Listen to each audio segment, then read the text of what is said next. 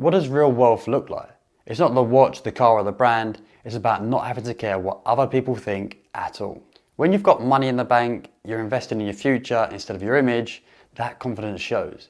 You stop performing, you stop chasing validation, and ironically, that's when you naturally look most successful. The harder you try to look wealthy, the poorer you actually look.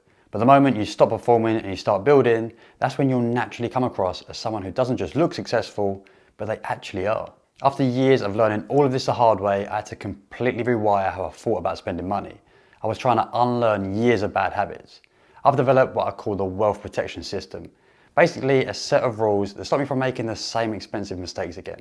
First up, think of credit cards like fire. A brilliant tool when used properly, but it will burn your house down if you're not careful.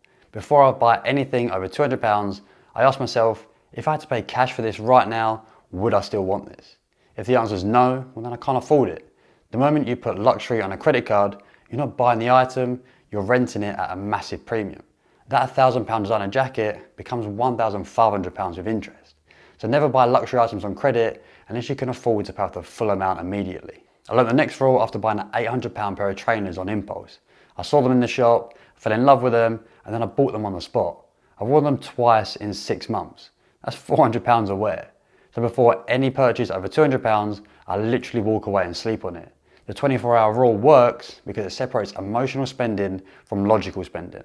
I feel like when you're in the shop, you literally convince yourself of all of the reason to buy the item and you start justifying it in crazy ways. It's like the difference between texting your ex at 2 AM versus texting them the next morning. Most impulse luxury purchases are just financial drunk texts. The next part of the system forces you to build wealth before you display it. You've got to earn the right to spend big. But most people, they do this backwards. They spend like they're wealthy, hoping that they'll become wealthy. It's like trying to get fit by buying expensive gym clothes whilst you're never actually exercising. So only spend on luxury what represents 1% or less of your actual net worth. Not your salary, your net worth.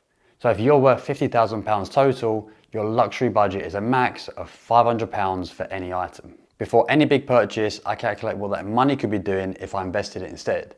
So that £3,000 watch, in a stock market averaging 7% returns, that becomes £6,000 in 10 years and £12,000 in 20 years. Suddenly, the watch doesn't just cost £3,000, it costs £12,000 in future money. Finally, the most important question you need to ask yourself. Would I still want this if absolutely no one could see it?